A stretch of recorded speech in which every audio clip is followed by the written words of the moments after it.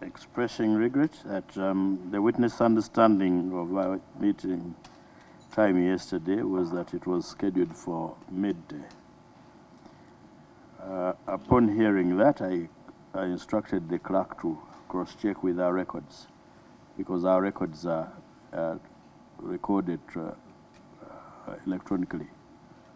And it is clear that we agreed to meet yesterday at 10 o'clock. It was not midday. Nonetheless, in your absence, we adjourned the meeting to today, and I instructed the clerk to write, which he did. So we are here. I was meant to understand that as soon as we had adjourned, the witnesses came in. That was around 11 o'clock. I want to understand that to have been a misunderstanding of communication. And we will close that chapter. Adjourned, we were crossing into section 2. That is 2.1. Thank you, Honorable Chair. Yes. Chair, we wanted to make some clarification. I don't know if you... Chair, thank you for accepting our apology about the mix-up yesterday. We appreciate that.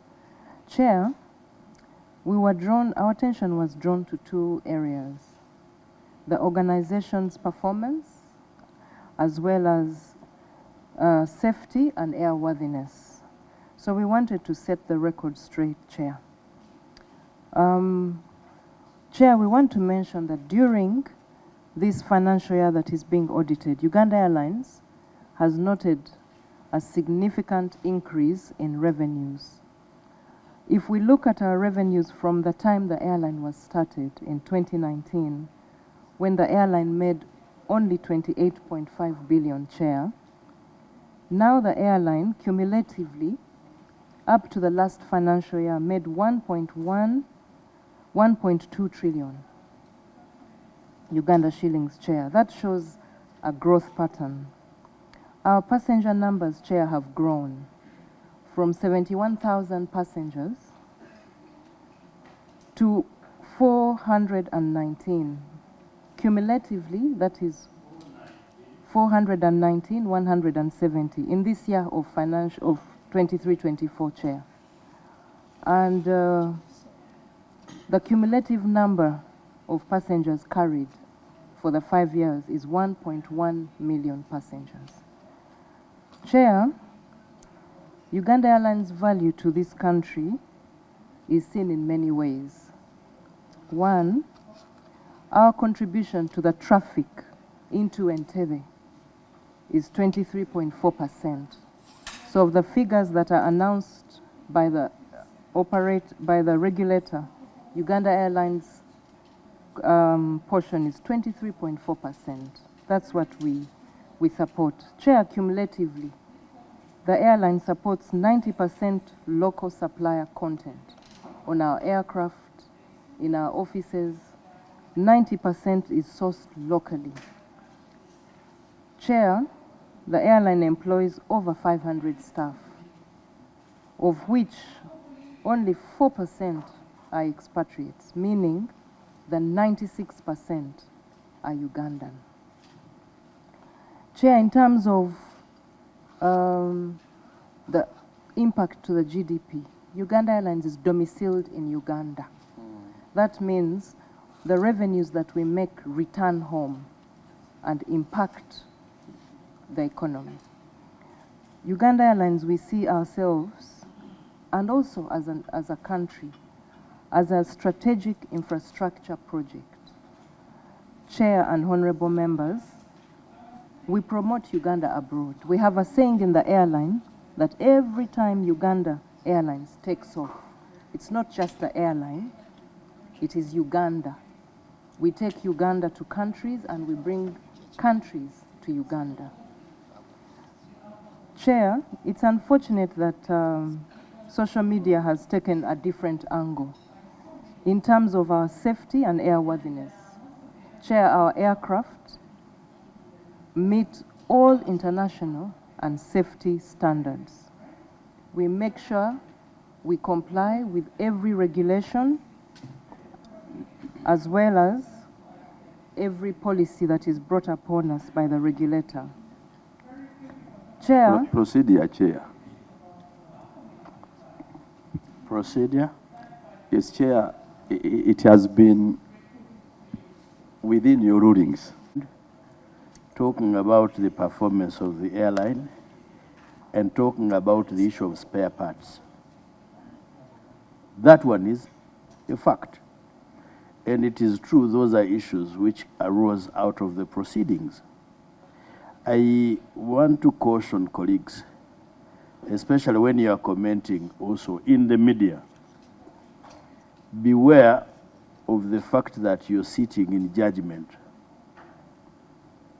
eventually when we retreat to write a report.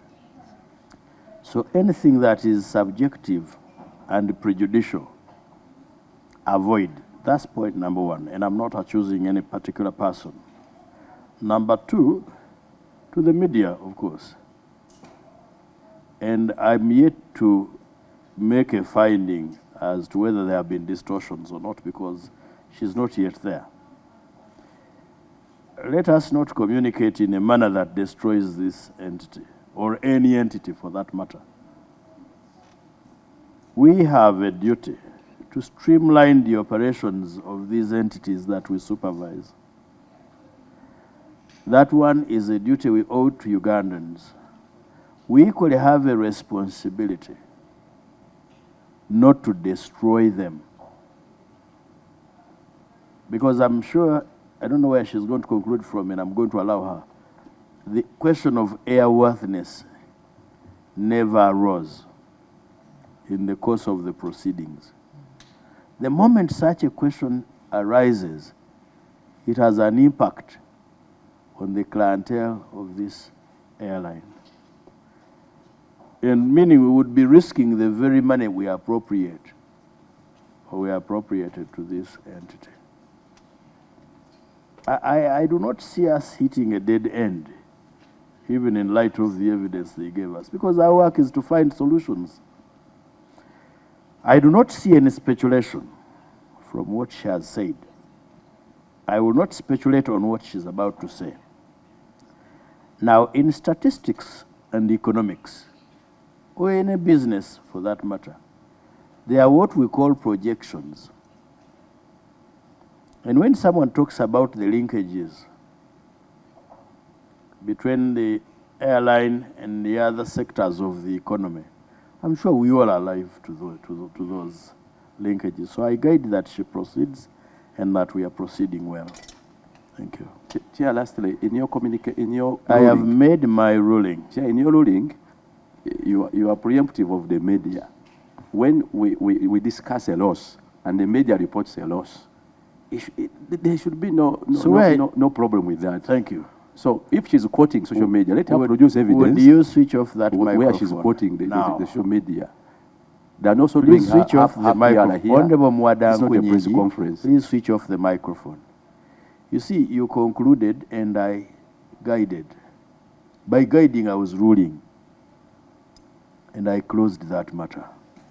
With respect to preempting the media, unless my English has changed a bit, or the English language itself has changed, it is no preemption. I am talking about what the media wrote. It is a fact, now look at me. It is a fact that the airline made losses. Okay? But it is also a fact that the losses reduced, and reduced significantly. We have the figures. They were presented. We are yet to arrive at the cause of the losses. We are yet to suggest solutions to Parliament. So let us not appear negative. Our work today is to receive the witnesses objectively and with an open mind. After that, we shall retreat to express our misgivings, if any. Chair, you know I'm one person who wished the airline success, and that's why I'm keen. As we discuss profitability and losses, I've perused through one of the documents titled Summary of Legal Cases and Likely Financial Impact on the airline. When you look at the summary of the cases, majority of the claims against the airline are related to mishandling of baggage, termination of staff, and more importantly, there are some claims to do with... Which document is that, so we could move together? In the file, it is the one next to this long document, the one immediately before this long document, in the big file. When you look at this... When you look at this long document, the document immediately before it. That one in relation to query number?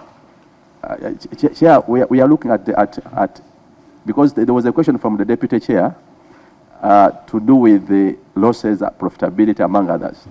And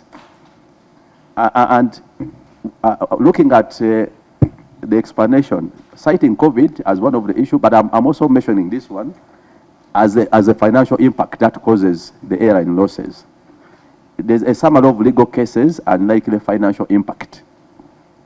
Now, but looking at the bulk of them, they are largely on illegal termination of staff, illegal termination, handling of luggage, and more importantly, on cancelled flights. Now, as we discuss profitability, and when you look at the steps taken, the status, majority of them where there has been mediation, the airline is committing to compensate according to the status as reviewed by the airline. That there's a cancelled flight where they are promising to pay an amount in compensation. Now, this does not speak to now improve the financial ability and capacity. Now, all cases mediated, the airline proposes to pay. When you look at the status, the column for status, the last column on status, like and others, we only understand they are at mediation level. So an airline that is intending to pay a lot of money in compensation cannot assure us that it intends to improve on its financial ability. We want to learn from the airline. What is your strategy to avoid the repetition of this? Because it is reoccurring. It is reoccurring, and is it a confession that the airline accepts every liability? Because most of when you look at status, every mediation there's a promise to repay. It means that the airline accepts liability, and improving its financial capacity require either to defend where you are sued or to avoid being sued by improving on service delivery. Chair, that forms the basis of my concern as we look into the financial. I did ask a question with respect to which query. Proceed, Madam Bamuturaki. Thank you, Honorable. Thank you. There was a discussion we had about the global supply chain situation. And Chair, there was an allusion that our aircraft are parked in the hangar and not operating. Chair, if you allow for just 2 minutes, our head of engineering to give us a scenario of what this global supply chain is about. I can give 5. Thank you, sir. Please proceed. And let me also say this, Honorable Nkunyinji Mwada, it is a fact that these people came late yesterday. It is a fact that you did not show up. They came at 11:10. It depends. 10 minutes past 11. I used that clock, but that one in the... That one? Proceed. I'm speaking to the point of the aircraft spares and the services. I want to put it on record that our aircrafts are maintained to the top top standards in accordance with the regulator, Uganda CAA, and the global requirements. I just want to put that on record that all our aircrafts are maintained to the highest standards and they are safe. I just want that on record. And we are regulated by Uganda CAA, which has the responsibility for oversight of all the aviation entities in the country. So let me speak to the point of aircraft, the scarcity of aircraft spares. This is a global issue, and it's not only to Uganda Airlines or to Uganda. It's a global issue, and it's affecting all aircraft types. That means the CRJ, the Airbuses, the Boeings, it's a general issue. And this is stemming from the challenges that came from the COVID-19. Because when COVID-19 hit, the supply chain was interrupted, and so the production of these spares slowed down. But also after the COVID-19, airlines and the aviation market bounced back. So there was a huge requirement for aircraft. So all the production lines for aeroplanes were ramped up. And these lines require the same parts that other aircrafts require. I'll just give an example. The CRJ aircraft has parts, is assembled by Mitsubishi, but it gets parts from all other OEMs in the world. I'll give you an example. The engine is not manufactured by MHI, but it's manufactured by a different OEM. So those OEMs also get parts from different other suppliers. So there's a challenge generally for aircraft parts all around because of that, because of the ramped up the production of aircraft. So the challenge is just the scarcity. I'll give an example. If you want a windshield for an aircraft right now, I'll give an example, CRJ, you can get it from the original manufacturer. If you order it now, they will tell you it's 300 days for you to get it. But however, there are stockists who buy the things in bulk and then hoard them in order to make more money. So if I ordered a part now, let's say a windshield, if I need it, it will be 300 days. But if I order it again from the same manufacturer, I can request for what they call AOG. That means an aircraft on ground. I will have to pay 40% on top of the price in order for them to bring back the days to probably the lead time to 45 to 60 days to get it. But if I went to a stockist, he will have it there and then, and he will charge me twice the price. So that is the scarcity we are talking about. But the parts are available, but the issue is just the scarcity.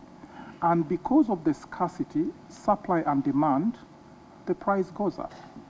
So that is where our challenge is as an airline. But the parts are there, but they're just scarce when you get them from the original equipment manufacturers. But when you go to the stockists, you have them, but the price is escalated.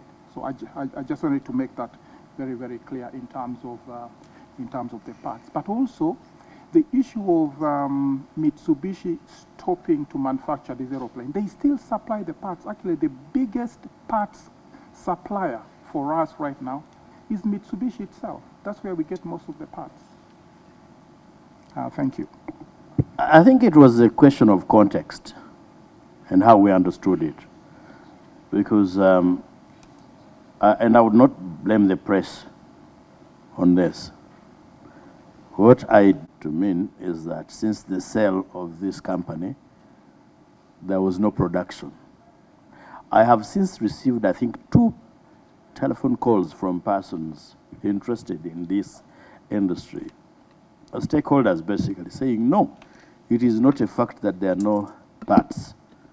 The parts are there because I think, as the engineer said, the suppliers are different. One manufactures the engine, somebody else manufactures something else. For us who drive cars, another one supplies gearbox, and so on and so forth. The context has been well understood. And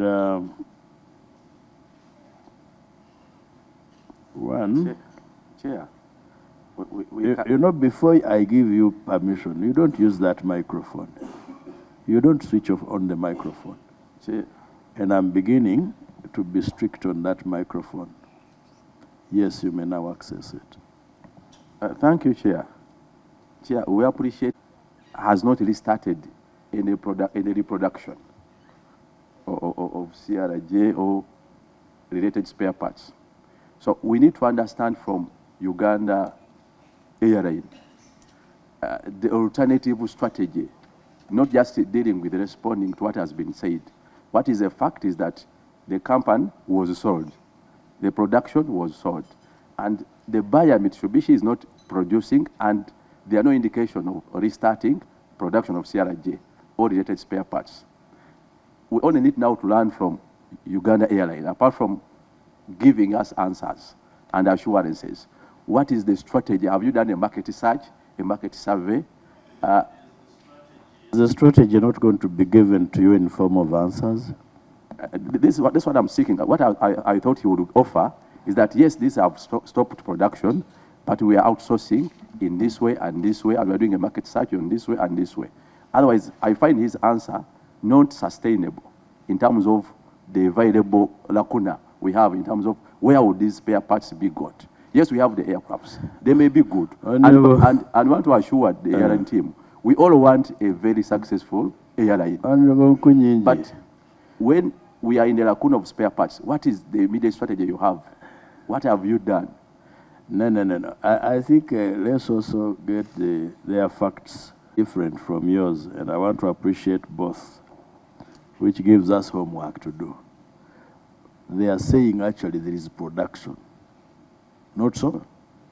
You are saying there is no production. What that calls for is an inquiry into whether there is actually production or not. That's number one.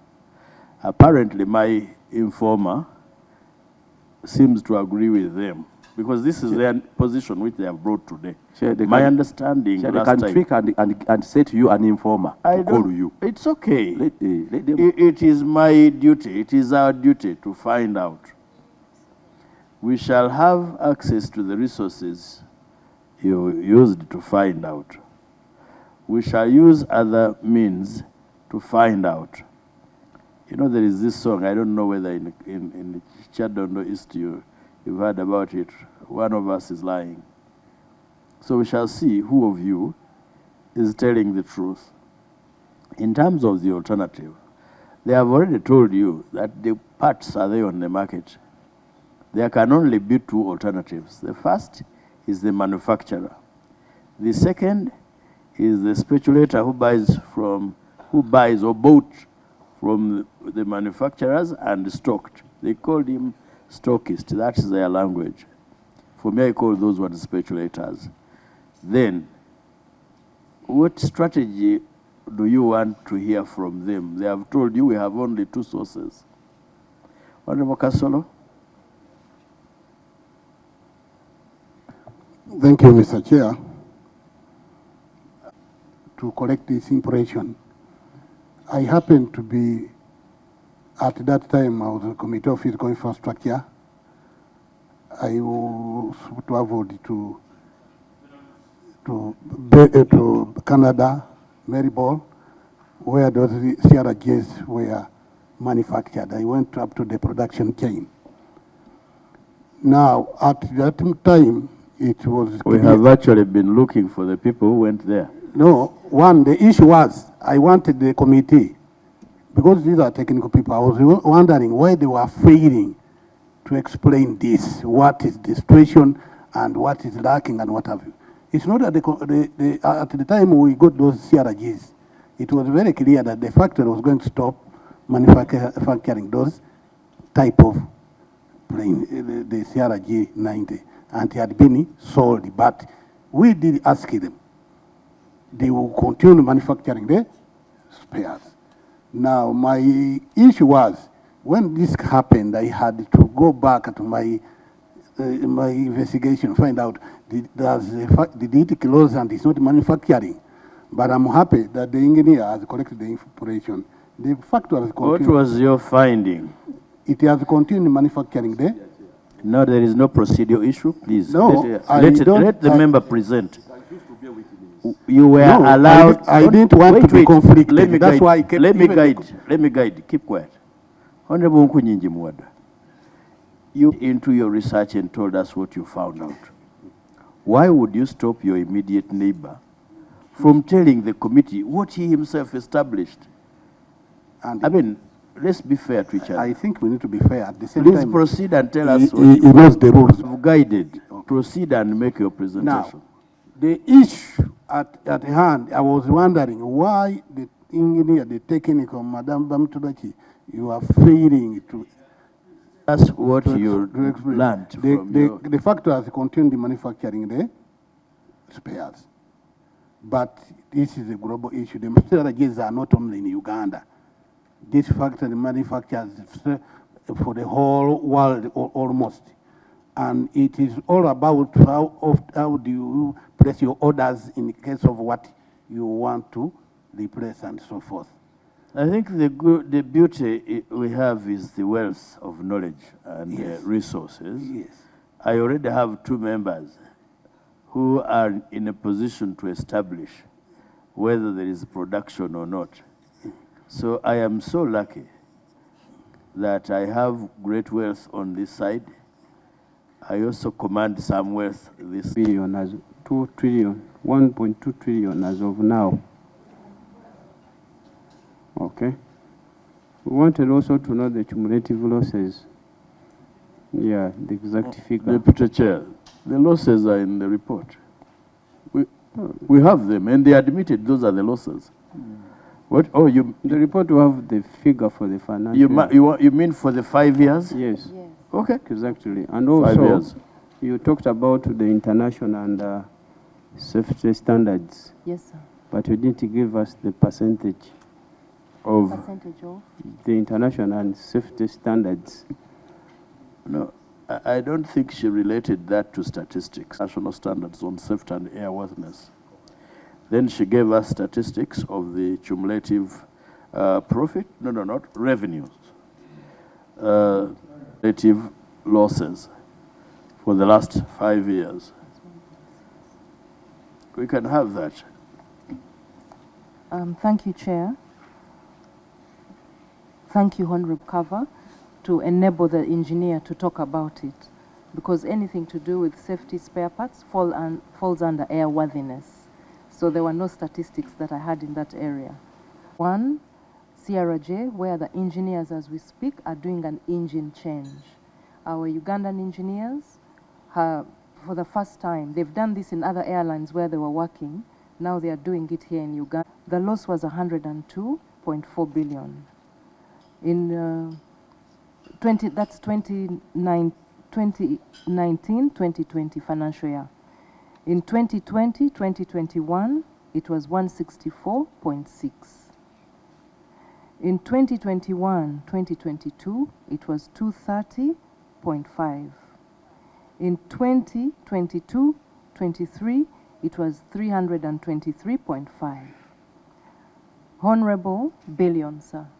Honorable, in 2023-24, it came down significantly by 26.5% to 237.8 billion.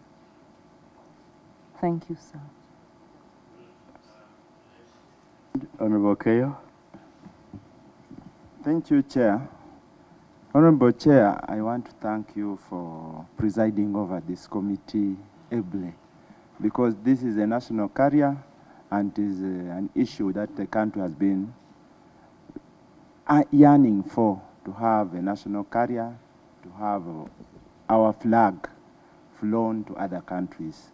So actually, as a committee, and this airline works better for the country, but also minimize losses. Honorable Chair, my question comes to COVID.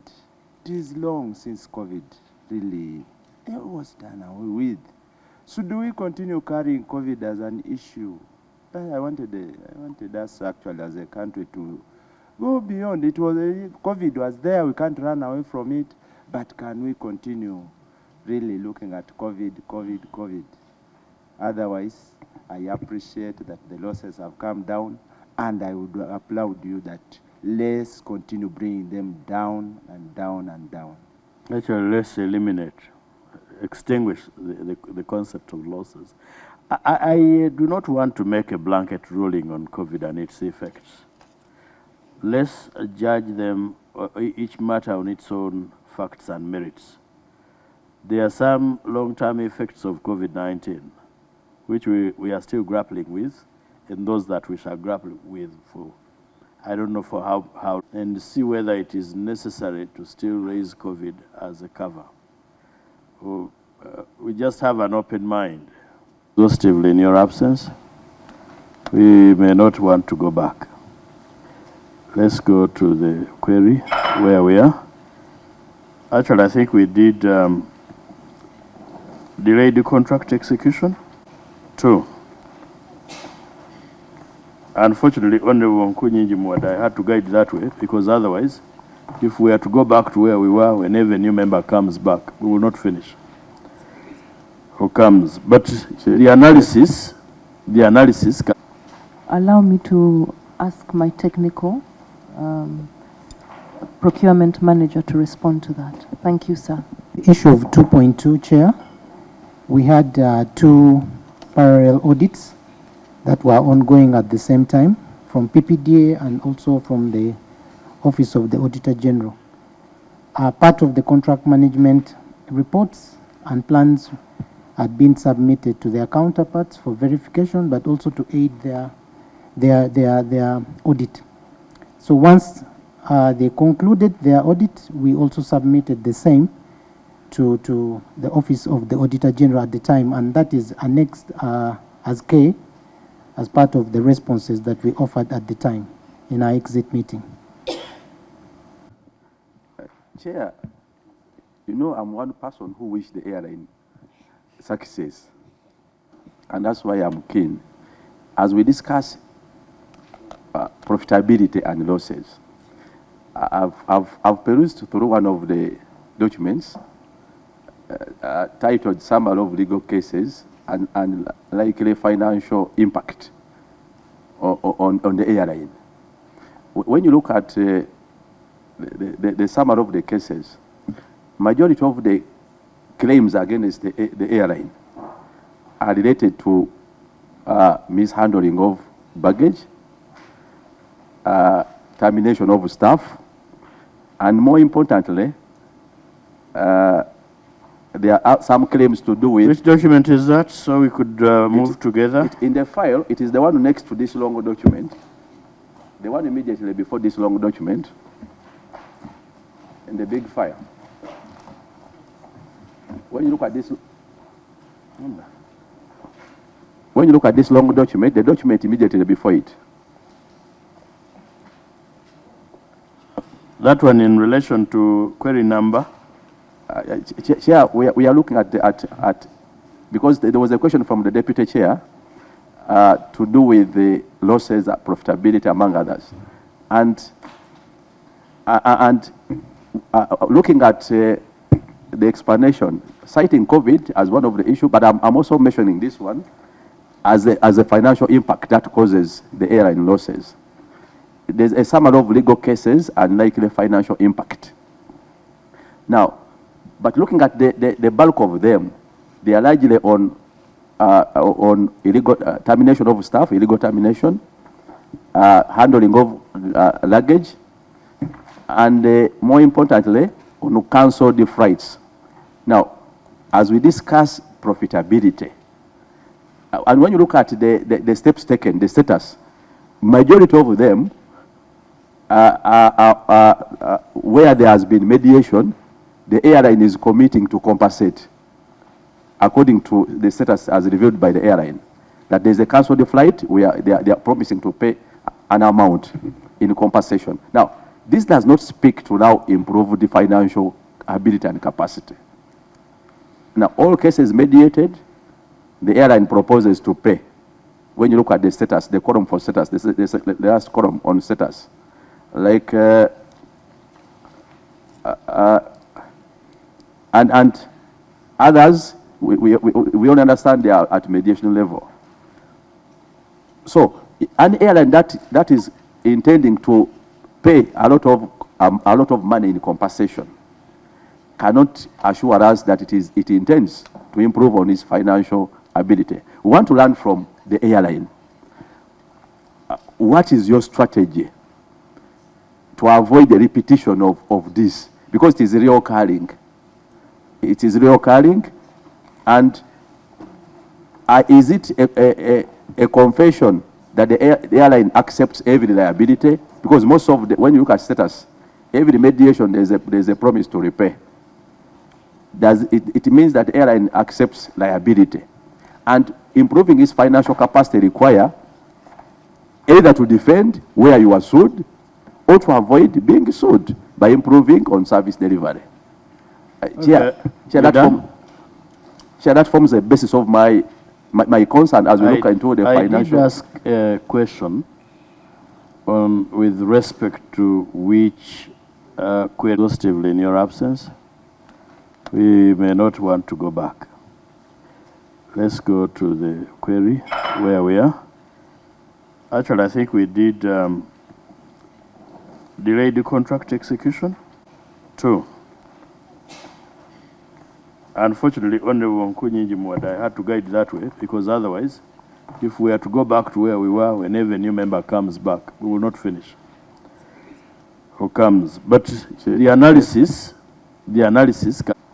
Allow me to ask my technical procurement manager to respond to that. Thank you, sir. Issue of 2.2, Chair. We had 2 parallel audits that were ongoing at the same time from PPDA and also from the Office of the Auditor General. Part of the contract management reports and plans had been submitted to their counterparts for verification, but also to aid their audit. So once they concluded their audit, we also submitted the same to the Office of the Auditor General at the time, and that is annexed as K, as part of the responses that we offered at the time in our exit meeting. The part of it is responded to in your management response, which is to the effect that reports, but that is at the time of writing this response. No, that was at the time of 213.9, procurement of additional GSE, pushback and conveyor belts, and supply of consolidated IT equipment have been attached, showing the status performed by the Auditor General is why these documents were not availed at the time. Do you want to tell us that these auditors are so unreasonable that even when you give them evidence, you give them evidence that these documents are not available at the time, they would not take you serious? Or 2, that you would not show them copies? Let's look at Annex K as you answer that. Because auditors, that would make the queries fewer, you would spend less time, you would not have so many questions. So, take a... Yes, Chair. Thank you, Chair and honorable members once again. Like I earlier explained, Chair, the way these audits